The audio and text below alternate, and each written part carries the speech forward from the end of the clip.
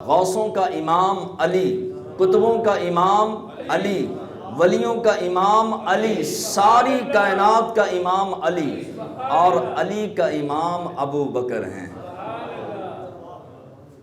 ابو بکر صدیق رضی اللہ تعالیٰ عنہ کس کے امام ہیں؟ ساری کائنات کی امامت کے مصلے پر کھڑے ہیں، حیدر کرار، شیر خدا، علی المرتضیٰ، ولیوں، غوثوں، کتبوں، ابدالوں، قلندروں کی امامت کر رہے ہیں۔ در حیدر کرار سے ولایت کی مہر لگائی جاتی ہے، لیکن ساری کائنات کی امامت کرنے والا مقتدی بن کے صدیق اکبر کے پیچھے کھڑے ہیں۔ صدیق اکبر جس کا امام ہو تو اس مقتدی کی اور امام کی عظمت و شان کا اندازہ کون لگا سکتا ہے؟ حضور فرماتے ہیں میں اور علی ایک نور سے بنے ہیں، میں اور علی ایک نور سے پیدا ہوئے۔ مسجد نبوی شریف کا ماحول تھا، اور کچی مسجد نبوی، کائنات میں سارا سونا اکٹھا کر لیا جائے اور اس سونے کی اینٹ بنا لی جائے، اینٹیں بنائی جائیں، چاندی اکٹھی کی جائے اور چاندی کے شہتیر بنائے جائیں، پوری کائنات میں ہیرے موتی جواہرات اکٹھے کر لیے جائیں اور ان کو جوڑ کر فرش بنایا جائے، اور پوری روئے زمین سے مشارق و مغارب و شمال و جنوب سے سارے سونے اکٹھے کر کے اسی مسجد کی تعمیر میں لا کر کے جو ہے وہ بٹھا دیے جائیں، ساری کائنات کا حسن وہاں پر اکٹھا کر دیا جائے۔ یہ مسجد جو سونے اور چاندی اور ہیرے اور موتی اور جواہرات سے بنائی، یہ مسجد نبوی کے ایک ستون کا مقابلہ بھی نہیں کر سکتی ہے۔ جس کچے ویڑے میں بیٹھ کر بلال حبشی کائنات کا حسن بانٹا کرتے تھے، اس مسجد نبوی کا پوری کائنات کی مسجدیں مل کر بھی مقابلہ نہیں کر سکتی۔ مسجد نبوی کا نوری ماحول ہے۔ اللہ کے محبوب علیہ السلام کے ظاہری دور اقدس کی بات ہے۔ صدیق اکبر رضی اللہ تعالیٰ عنہ مسجد میں آئے، اب دیکھا کہ کوئی نوافل پڑھ رہا ہے، کوئی درود شریف پڑھ رہا ہے، کوئی ذکر کر رہا ہے، کوئی تلاوت قرآن کر رہا ہے، کوئی بیٹھ کر ذکر اللہ کر رہا ہے، سارے کچھ نہ کچھ کر رہے ہیں۔ ابو بکر صدیق صداقت کا تاج پہن کر جب مسجد نبوی میں تشریف لائے، حیدر کرار سامنے بیٹھے تھے۔ اب صدیق اکبر رضی اللہ تعالیٰ عنہ ٹکٹکی باندھ کے شیر خدا کا چہرہ دیکھنے لگے۔ یہ تو آج تو پیٹوں کی وجہ سے اور چار روٹیوں اور سکوں کی وجہ سے مسلمان کو توڑنے کے لیے یہود و نصارہ نے یہ فرقہ واریت کی سازشیں رچانا شروع کی، ورنہ صحابہ میں کوئی لڑائی نہیں تھی۔ صحابہ میں پیار تھا، محبت تھی، اور ایک دوسرے کا ادب تھا، احترام اور تعظیم کا ایک درجہ رکھتے تھے ایک دوسرے کے لیے۔ اللہ کے محبوب علیہ السلام کے مصلے پر پہلی شخصیت جو کھڑے ہوئے صدیق اکبر رضی اللہ تعالیٰ عنہ، آ کر حیدر کرار کا چہرہ دیکھنے لگے۔ شیر خدا جو ہیں وہ مسکرائے، فرمایا خیر ہے، اب میری طرف آ کے یا میں نور الہی کی طرف دیکھوں یا شاہ صاحب کی طرف ٹکٹکی لگا کے دیکھنا شروع کر دوں تو یہ پوچھیں گے حضور خیریت ہے، کیا معاملہ ہے؟ صدیق اکبر رضی اللہ تعالیٰ عنہ ٹکٹکی لگا کے حیدر کرار کو دیکھ رہے ہیں۔ کیسا منظر ہوگا، ایک جنتی دوسرے جنتی کو دیکھ رہا ہے، ایک صحابی دوسرے صحابی کو دیکھ رہا ہے۔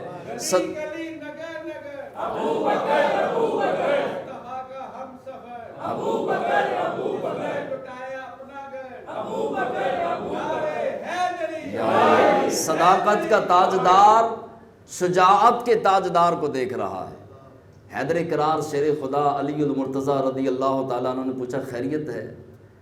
کوئی نفل پڑھ رہا ہے، کوئی درود شریف پڑھ رہا ہے، کوئی تلاوت قرآن کر رہا ہے، کوئی سجدے کر رہا ہے، کوئی رکوع میں ہے، کوئی قیام میں ہے، کوئی اتحیات میں ہے، اور آپ آتے ہی میری طرف دیکھنے لگے۔ تو آپ نے صدیق اکبر رضی اللہ تعالیٰ عنہ نے میٹھا اور سونا جواب دیا، فرمایا کہ جس نبی نے نفلوں کے ثواب کا بتایا ہے کہ نفل پڑھنا ثواب ہے، تلاوت قرآن کرنا ثواب ہے، ذکر اللہ کرنا ثواب ہے، اسی نبی نے بتایا ہے کہ علی کا چہرہ دیکھنا بھی ثواب ہے۔ نعرہ تکبیر،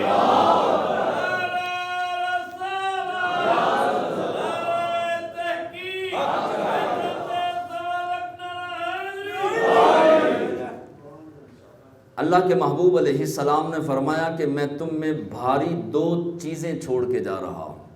کتنی چیزیں جی؟ 2 بھاری چیزیں چھوڑ کے جا رہا ہوں، پہلی قرآن اور دوسری میری اہل بیت۔ بعض علماء نے یہ فرمایا کہ حضور علیہ السلام نے قرآن اور سنت کا بھی فرمایا، وہ بھی حدیث ہے، اور یہ بھی حدیث مبارکہ امام مسلم سے جو ہے وہ موجود ہے۔ آپ نے فرمایا، نبی کریم صلی اللہ تعالیٰ علیہ وسلم نے فرمایا کہ 2 بھاری چیزیں میں تمہارے درمیان چھوڑ کے جا رہا ہوں، پہلا قرآن اور دوسری اہل بیت۔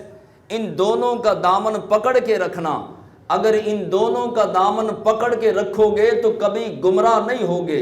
اب دیکھیے کہ ایک گروہ نے قرآن پکڑا، اہل بیت کو چھوڑ دیا، حسین کو باغی اپنی کتابوں میں لکھ دیا، قرآن تو پکڑا، اہل بیت کو چھوڑ دیا اور وہ گمراہ ہو گیا۔ ایک نے اہل بیت کو پکڑا، علی علی کے نعرے مارے، لیکن صحابہ کے بے ادب ہو گئے، صحابہ کے گستاخ بن گئے، صحابہ پر زبان درازی شروع کر دی۔ انہوں نے اہل بیت کو پکڑ کے قرآن کو چھوڑ کر گمراہی پر ٹھپا لگا دیا، اور ایک نے قرآن کو پکڑا، اہل بیت کو چھوڑ دیا اور گمراہی پر ٹھپا لگا دیا۔ اہل سنت و جماعت تمہیں مبارک ہو، تمہارے ایک ہاتھ میں قرآن، دوسرے ہاتھ میں اہل بیت کا دامن۔ یا رسول اللہ، یا علی، حق چار یار، اہل سنت و جماعت، یا غوث اعظم دستگیر، ایک ہاتھ میں ہمارے قرآن ہے اور دوسرے ہاتھ میں اہل بیت کا دامن ہے۔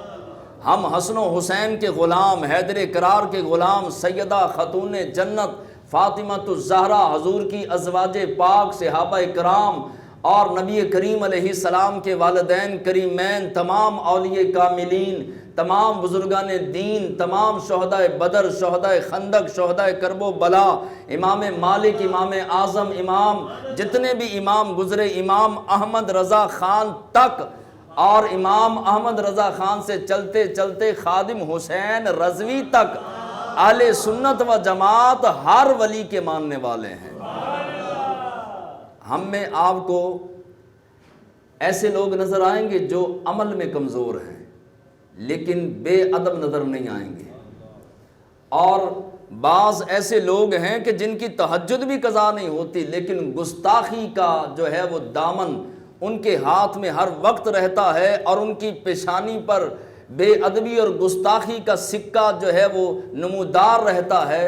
دعا کیا کریں کہ خالق کائنات قیامت کی صبح تک ہماری نسلوں میں کوئی گستاخ پیدا نہ فرمائے۔